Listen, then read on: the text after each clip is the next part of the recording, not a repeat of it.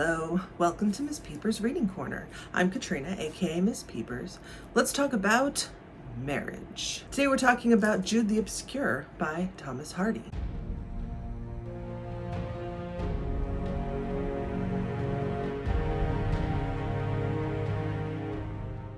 In this book, we follow a man named Jude Foley who has big dreams. He wants to study at a university and leave his blue-collar life behind. He comes from a long line of farmers and he wants to improve his social station. But then Jude meets a woman, hastily gets married, and he learns the hard way that making good choices is not always easy. Now, while Jude gets in his own way as he's seeking this education and trying to do something different with his life from what is expected of him, he also faces a lot of systemic issues that make it harder for someone to elevate themselves, to make more money, to enter a profession that is different from that of the generations before you. And this book examines all of that. It examines the structure of marriage and gender roles through the two women that Jude ultimately falls in love with for very different reasons. They are very different. I made a dedicated video on this when I read it, so I will link to that up here somewhere. But today we're going to talk about the banning aspect of it. This book covers a lot of dark topics, as I mentioned, gender roles, marriage. There's a lot in here about sex, not explicit sex scenes per se, but the way that different characters think about sex and what they want out of a physical relationship or don't want in some cases. There's also self-harm in this book, suicide and depression.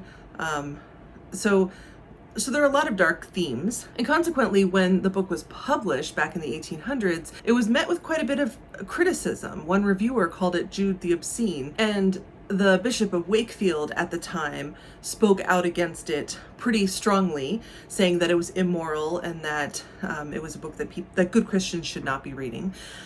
Thomas Hardy claims that the Bishop of Wakefield actually burned copies of his book, though that doesn't seem to be verified. But that's the severest form of censorship, is just getting rid of the text entirely. More recently, in 2023, the University of Exeter came under fire because this book was included on a syllabus for a class called Sex, Scandal, and Sensation in Victorian Literature. The fact that it was included on the syllabus wasn't the problem. The university was criticized for attaching a content warning to it because there are dark things in here. And I would say two things. One, as a reader, I think it's important to look after yourself and to understand that not every book is going to have pleasant topics. Sometimes you're going to run into something that is not good for your mental health to read or that you find really challenging to read. And if you are an adult reading, and by the way, once you hit university, you're an adult. You are responsible for looking after yourself in those ways. And I think if every book had a summary of some kind describing the scandalous and sensational thing within that book, that might not have been as much of an issue, but this one was particularly flagged. And quite frankly, if you're taking a class called Sex, Scandal, and Sensationalism in Victorian Literature, you shouldn't be that surprised that the books contain sex and scandal and sensational topics. Maybe that's just me. Surprisingly, I couldn't find many instances of the United States banning this book, and I suspect that's because this is not as well known. Thomas Hardy, I think, is probably better known, at least in the modern US, for Tess of the D'Urbervilles. I think that's a better known title, maybe? I don't know. But either way, this one has evaded most of the censors, though it has shown up on a banned book list for Florida recently. One of the difficulties with talking about modern book bannings is that a lot of censors have just abandoned all pretense. They often don't even give a reason anymore.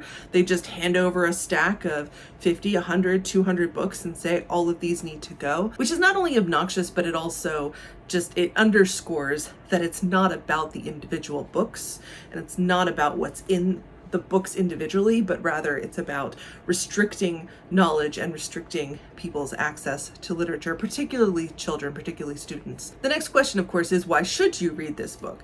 Of course, taking content warnings into account, as you always should. This book doesn't seem to be very widely read, at least in the United States. Maybe in the UK it is read more often because Thomas Hardy was an English author, but I don't hear about it a whole lot on BookTube, even amongst folks who read classics pretty regularly. So for that reason alone, I'd say give it a try. This book is incredibly readable. When it comes to classics, and particularly Victorian literature, I think a lot of readers who aren't accustomed to reading classics, or who have only read them in school and have not visited them again as an adult, I think a lot of us can expect the writing to be a certain difficulty level, if you will, that because Victorians did not write like modern writers do, sometimes the books can be harder to parse out. Sometimes the sentence structure or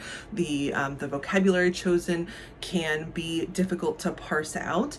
And that was not my experience with this book. I think this book is incredibly accessible to a modern audience. So if you are looking to get into classics, or maybe get back into classics, this is a great place to start. And it's just such a really thoughtful story. The female characters are, even though Jude's two wives, he ends up marrying one, divorcing her, and then marrying the other one, but his two wives are very different, and they certainly are to an extent archetypes, but they also read as actual real people. I don't want to give spoilers about this, but the discussions of sexual identity and like sexual expression, particularly with the two wives, is incredibly progressive, I think, for the time period, and which is part of the reason I think that it upset people so much.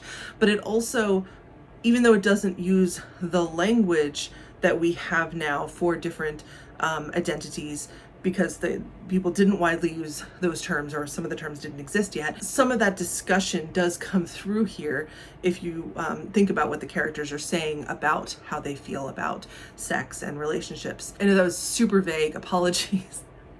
It's hard to talk about it without giving spoilers, which I don't want to do, because I'd love for people to be able to delve into this book and read it from a fresh perspective. I really loved this book, and I encourage you to read it before the censors find out about it. Don't tell them. Don't tell the censors. They'll find it eventually. I know they will. They'll eventually get around to it. So read it while you can. And let me know if you've read Jude the Obscure or anything by Thomas Hardy. Let me know what you think. I feel like I read Tess of the D'Urbervilles like many, many years ago, but I don't think I've read any other Thomas Hardy. So if you have a recommendation, please let me know. Either way, whatever you do, keep reading, and I'll see you in the next one.